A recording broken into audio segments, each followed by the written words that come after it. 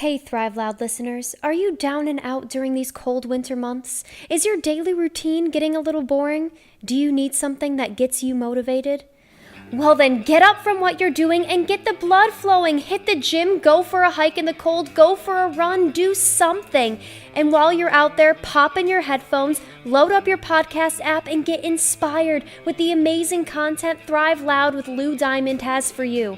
Us interns at Thrive Loud are working our tails off to pull together these great shows to bring you some incredible content, and you are missing out if you're not listening. Download it, subscribe to it, share the heck out of it on social media. It's great stuff. It's not just about listening. The show is called Thrive Loud, people, so get to it and start thriving as loud as you can by listening to all of these inspiring episodes. This episode is brought to you by Hinge Consulting. If you're doing business on Amazon and you need to overcome the obscurity of that marketplace, Hinge Consulting will lay out the game plan that works best for your business. HingeConsulting.co. Success hinges on well-executed strategies. Hinge Consulting delivers on them. Now I'm getting really excited. Okay, this is the part where I'm going to get loud. Holy crap, here we go. I like telling stories. I learn best through experiences. Everything I do is because of everything I did. Talk about having maximum impact while having a ton of fun. When you can net through that, what you do leave behind for your listener will have more impact. Wow, bring it on.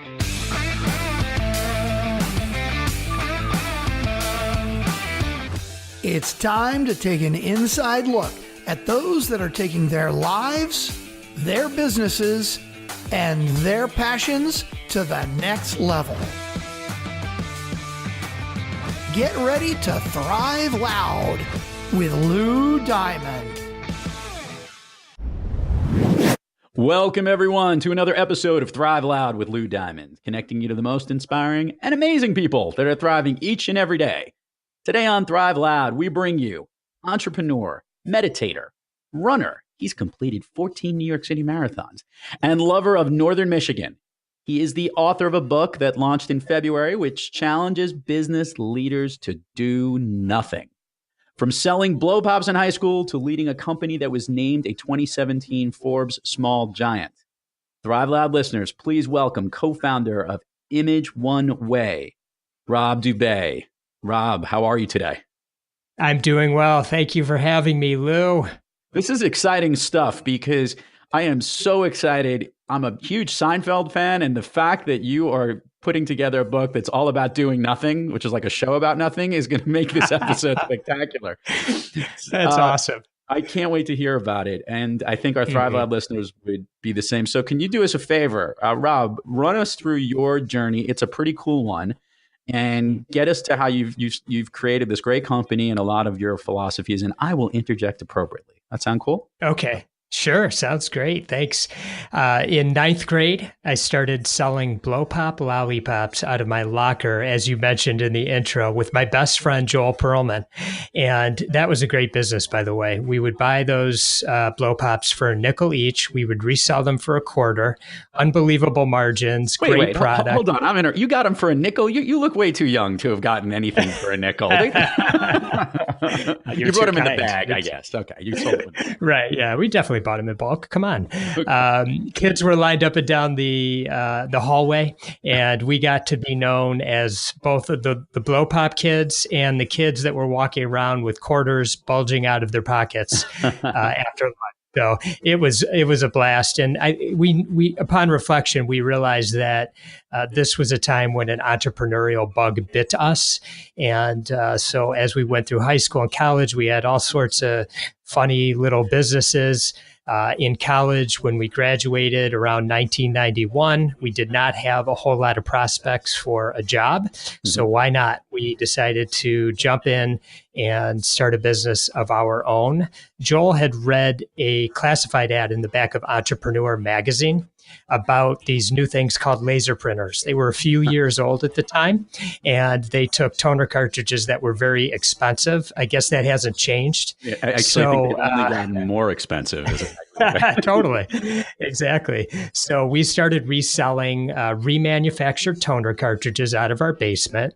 The first year we did $6,700 in business. The second year, $40,000, and the third year, $110,000. So bottom line was we weren't making much. At the bottom line, we weren't making much money. We were struggling, but we loved it. We had our own business, and we just kept at it and kept persevering. As we evolved a little and got a little bit smarter and a little bit wiser, which happens more and more every day. 2004 rolled around, and we were approached by a public company, and they had interest in acquiring our company. And to make a long story short, we did sell our company to them at the end of 2004. Okay. And we had a 3-year employment agreement to run imageOne as a wholly owned subsidiary. And the company that purchased us had some executive movement. A new CEO came in, and middle of 2006, that CEO approached us and asked us if we would like to buy the company back at a discount. And we thought hard about that because we did have some ideas for maybe doing some different things, but we decided to move forward and take the company back. And one of the inspiring factors for doing so was that we had recently read a book called Small Giants, Companies That Choose to Be Great Instead of Big. It was written by Bo Burlingham, who was a former editor of Inc. magazine. And it inspired us to look at our culture in a different way and be focused from that day on of really building a culture like none other. And that's what we've been trying to do for the last 12 years, a little bit at a time, just continually enhancing our culture every day. So before we get to the culture part, I want to do a little rewind here because I know I'm a little bit familiar with the printing business and the aspect that you're in, which is a challenging one at that. Can you tell the Thrive Out listeners a little bit about the specific type of work that imageOne has done and is now doing, and after that initial stage, just so we could help understand that work, because that space has gone through a lot of challenges, I'm sure, over the time. So help us understand what that business was and became. Sure. Well, at the outset for us, we were just selling toner cartridges, right. Yep. toner products. Yep. And so what we evolved to is a managed print services company. And that means we sell, service, and supply the laser printers, multifunction printers, multifunction copiers. We oftentimes work with larger companies that require one of our team members to be on site full time and manage that entire process, so the end users don't need to worry about when a cartridge needs to be replaced or when a piece of equipment needs to be serviced. As the technology is evolving, people are printing less, which is a great thing. And we provide software to help with document workflow. Also, security is a big deal these days, as we all know. And these devices are connected to networks and can be compromised. And so we provide security solutions to be sure that everything is safe on those documents. Thank you for that rewind and bring us up to speed here. So, sure. So Rob, now talk about your culture, because this is actually really cool. And you've been focused since 2004 and when you took the company back, or in that window, about growing this culture. What exactly are you doing, and how are you making yourself, so to speak, this small giant amongst other people and other companies? Right, no doubt. We're trying our best. Let's just say that we're trying to keep up. The first thing that we like to talk about is that we care for our team members and the totality of their lives, and we cultivate life balance, not work-life balance, as if work and life are two separate things. To us, they're not. It's just life. And so what we're trying to do is provide an extraordinary experience for our team members, care deeply about them. We have something called the imageOne cycle of care, which is genuine care and appreciation for our team members, for our customers, for the company, for the community. And it's just a big circle that, goes back and forth amongst all the people involved. We work very hard to understand our team members' visions and goals for the future. And we actually have an exercise that every team member goes through at the beginning of each year, where they where they fill out a vision and goals worksheet, and their leadership, their managers, are responsible to work with them throughout the year to make sure that we're doing everything that we can to help them reach the goals that they have in life. The other thing we try to do is some fun stuff. So, for example, we have a program we call We Care Friday. And that's where unsuspectingly somebody gets a phone call at some point during the year on a Thursday night and says, don't come. And the person says, do not come into work tomorrow. Stay in your pajamas and watch cartoons all day. Remember those days? Totally. So it's just a surprise, and we got you covered. There's some logistics behind the scenes to make sure that nobody's sitting at home thinking about all their emails or all the things that they were planning on getting done the next day. So those are a few of the things. And it's humbling to say that last year we were actually recognized by Forbes magazine as a top 25 small giant company in America. And that felt great because it's always nice to be recognized for the things that we work so hard to cultivate at the company. Rob, how many people are at the company at imageOne today? We have 65 people, half of which are located in the Detroit area and half of which are located remotely around the country. Wow. So this is great. And thanks, by the way, for sharing examples of how you are trying, the efforts that you're trying to make to keep that culture and that uniqueness there. A lot of times people hear these great cultures, great places, and knowing how to implement them is really cool. And I love the goals that you're setting in the beginning of the year. Do you do mid-year check-ins? A lot of companies that run, want to find that a year is too long. I don't know if you heard this recently. Companies like Accenture, they got rid of the annual review process because a year was just too long and things happen too fast. Have you looked mid-year and check in and see how people are doing? Oh, yeah. So that's definitely a part of the process. In fact, we do something called the quarterly conversation. Okay, and that's where each manager goes off site with their team member, has lunch, coffee, something along those lines, and reviews their vision and goals, their performance, how's it going. So never any surprises, and always trying to be on the same page. So let's spin this a little bit to obviously a company that's been doing something and doing it very well for a long time to a philosophy of doing nothing. Can you share with the listeners? Obviously, this is your book, and this is also a workshop that you also do for leaders. So this is your time to explain this whole story because, trust me, a lot of my friends and a lot of the listeners really do nothing, and they listen to shows all day long, so they will love this. No, I'm just kidding. Go ahead. That's hilarious. Share that with the listeners. Sure. So just for some background and perspective, when I was growing up, I had some health issues. I had severe asthma, eczema. I had a heart irregularity. I was very active, and those health issues made things kind of challenging. I also had some family challenges that I was dealing with. So put it all together, I got kind of to be an anxious kid. Mm-hmm. And then coming out of college, Joel and I starting the business together. Joel's my best friend. He's like my brother from another mother. And that wasn't easy. And to just compound it even more, I decided to get married at 23, have a kid at 25. All this, just think back to those sales numbers I shared with you at the beginning. We were making no money. So it just kept compounding and compounding. And I was anxious. I was stressed. I did go to therapy. I knew something was going on. I had to figure something out. And therapy was very helpful. But when we sold the business in 2004, that stress came to a whole nother level. And I had my eyes and ears out for different ways of dealing with this sort of thing. I'd read about meditating, and there was a particular day in 2005 before we bought the company back, and I happened to be on vacation with my family. They were out enjoying the day. I was working, frustrated, and I was actually on the verge of tears. And I looked over this chair in the room I was in, and I just said to myself, Rob, go sit in that chair and breathe in and breathe out. And breathe in and breathe out.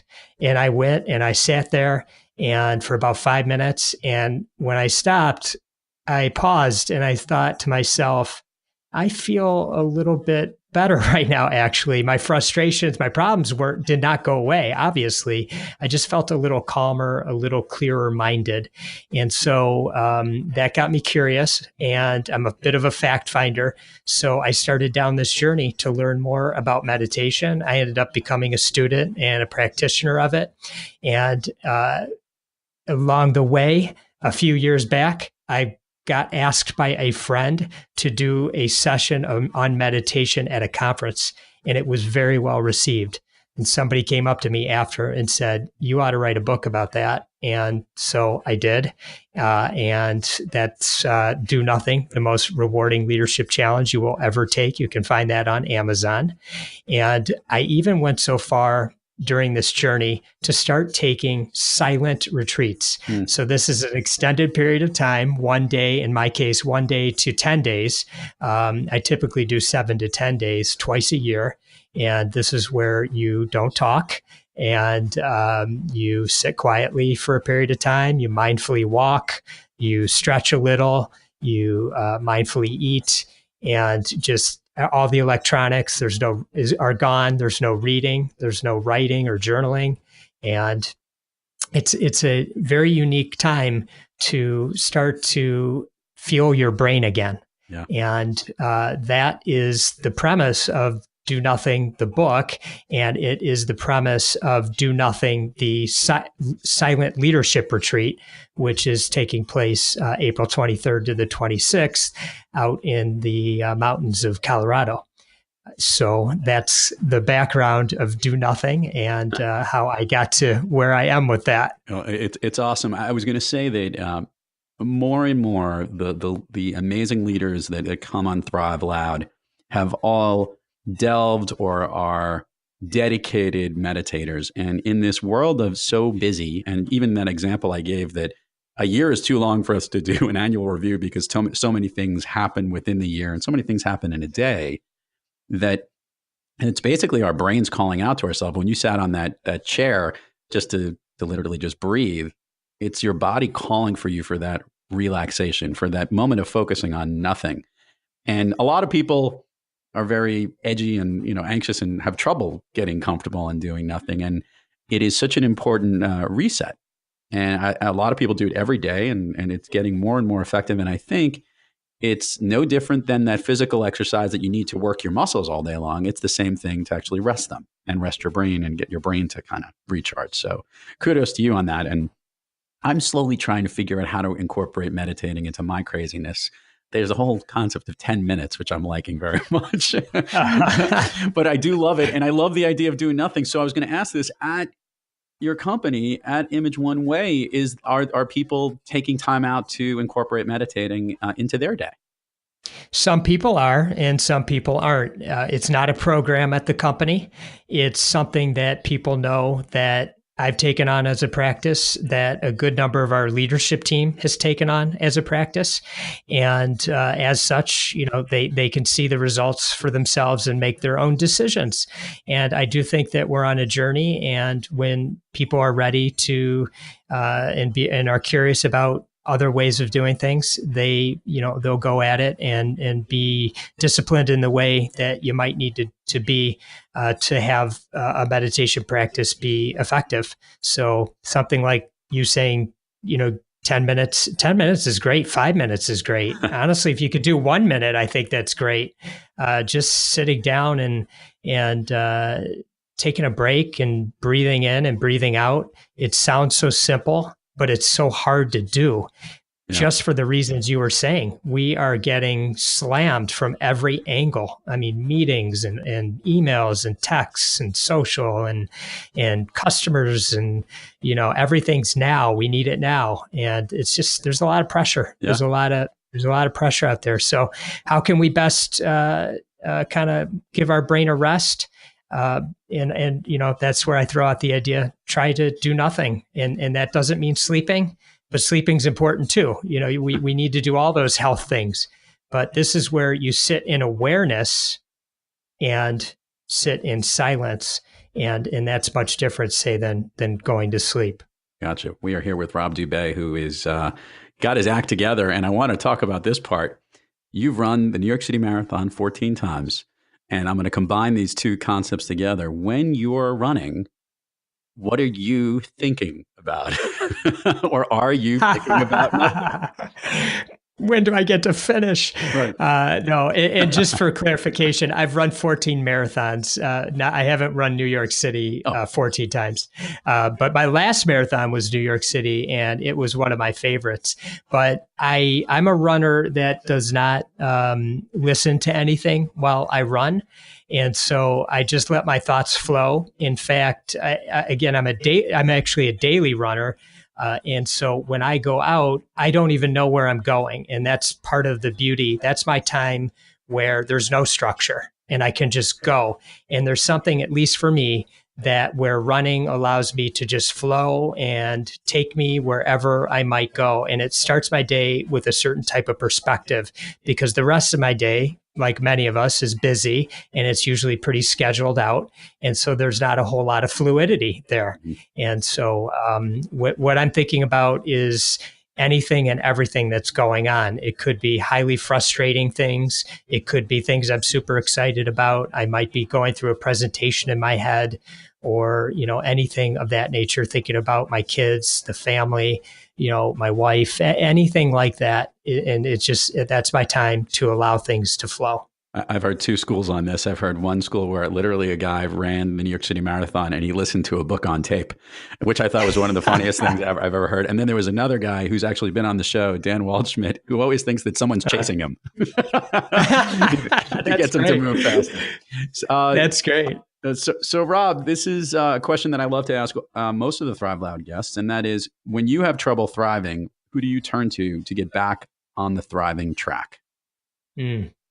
That's such a great question. I've had many really special mentors in my life. I'm going to start, and I'll just kind of give you a list and a little bit of background on each. Ari Weinzweig is the founder of Zingerman's Deli and the Zingerman's Community of Business. That's so funny. Yeah. Ann Arbor, Michigan. Okay, you know that. Yeah, I not only know it because my son was visiting the college process, and I have in-laws that live in Michigan. He went out there to go visit, and he's been to Michigan twice. I'm sure he'll get back there again. And I have tons of friends who are listeners to the show and live in the town that I live in. Lots of Michigan alum, and there's always a picture of a sandwich from Zingerman somewhere in social media within their visit about these incredible pastrami sandwiches they get together. And my son raved and said it was quite good. So continue. I apologize. The food is amazing, but their culture and the leadership there behind the scenes is just out of this world. And Ari inspired Joel and me at a very early age when we were in college. And so Ari's a great person from a leadership standpoint, servant leadership. So he's always a go-to. Gino Wickman has been an amazing mentor to me. He taught me how to systemize my business and how to gain control of all the moving parts and, all the craziness that can ensue. He helped me and inspired me to create our core values and our vision for the future, and just stay very on top of our 3-year picture, our 1-year goals, our 90-day initiatives, which we call rocks. And he's just been such a wealth of wisdom for me. Bo Burlingham, who wrote the book Small Giants, has been amazing. He's taken me around the country for the last 12 years and introduced me to other small giant companies and the founders and their leadership teams, and immersed me into their companies. So Bo has been amazing. Paul Spiegelman, who had a healthcare call center and sold it. The name of that was Barrel. And now Paul oversees the Small Giants community, and Paul is just a wealth of knowledge when it comes to culture, people, and just common sense. I love this. Rob has given the most names ever for those that he seeks to for thriving, and it sounded like you just listed the Rob Dube personal board of directors. It sounds like I love it. So I'm sure I could go on, but I'll stop there. No, it's great, and it's good that you have all these people to help you. People need to know that there's different people that you need to go to seek to get back to it, and depending on that need, or that specific expertise are those that we look to inspire us. And that was great, just to give the whole the whole myriad. I feel like we were going to go through your entire Rolodex before we went through anything. Not that our listeners know what a Rolodex is, but anyway. Right, yeah. Okay, so great opportunity here. Give us some of the plugs for all the things you have. Obviously, you have a book that's out, that's selling off the shelves. We've got a business that's rocking and rolling, and obviously an upcoming event that you're doing in mid-April. Give us all the plugs and places where people can find you, social media, websites, et cetera. And this is your chance to share away. Thank you for that opportunity. So imageoneway.com, that's my bread and butter. That's the company that we founded in 91 and we work with the printers and multifunction printers. So you can find all information about that there. DoNothingBook.com.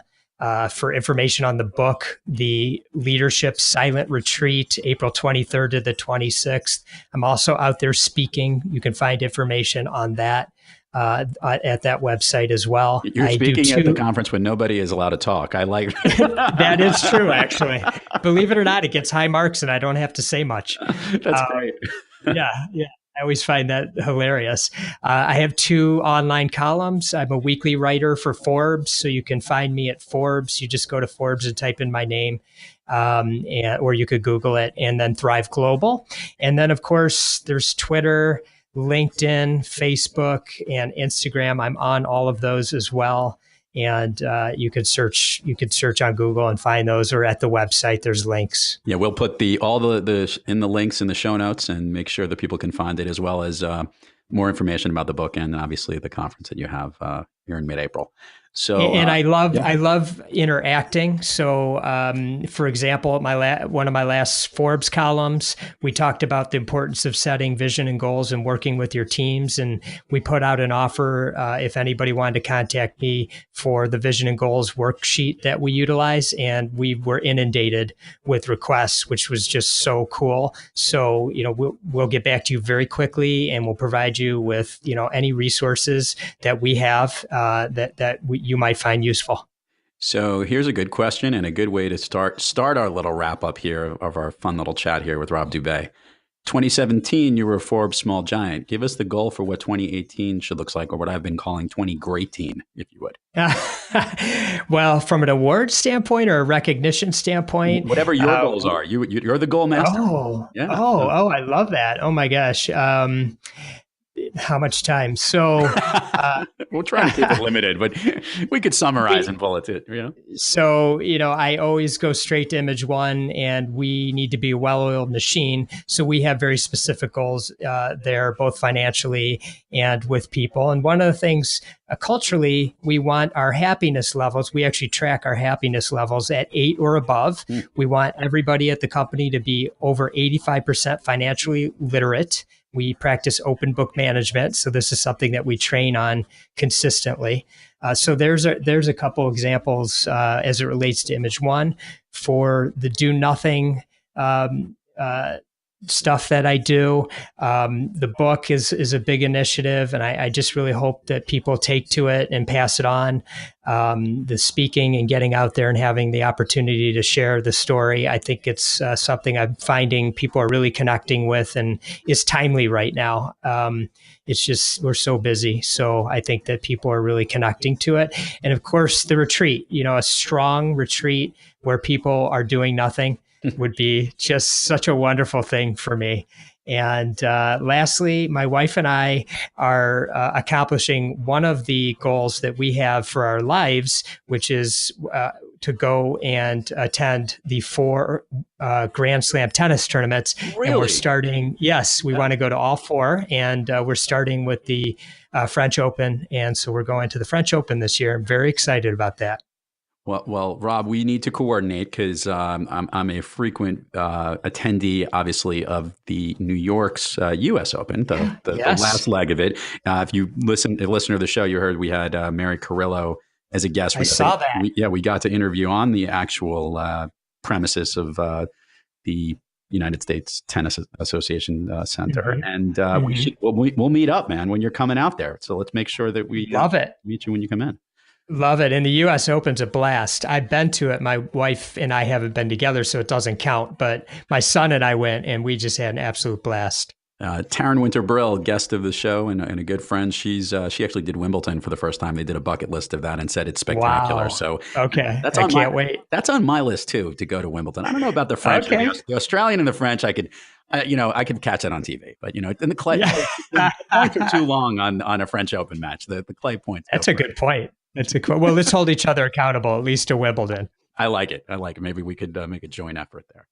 There you go. Rob Dube, your all-time favorite movie? Has to be Shawshank Redemption. I can watch it at any point where it is in the movie. If it's on, I can pick it up, and it's the best. Love it. My interns are doing this project where they are coalescing all of the Thrive Loud guests' favorite movies, and we've recognized that there is an age window of people that think that Shawshank is the best. You and I are very close in age, about a year apart. Uh-huh. And I've been recognizing that this seems to be climbing the charts based on our guests. And I think that is, maybe it has to do with cable television or something, because you're right. It is on a lot, that movie, but it is such a powerful movie. And Morgan Freeman is the greatest voice of all time. So. He's the greatest. Yeah. He's the greatest. And you have to post that. I'd love to see the answers to that. There's going to be some kind of a chart. They're working on a graphic for it. So okay, fantastic.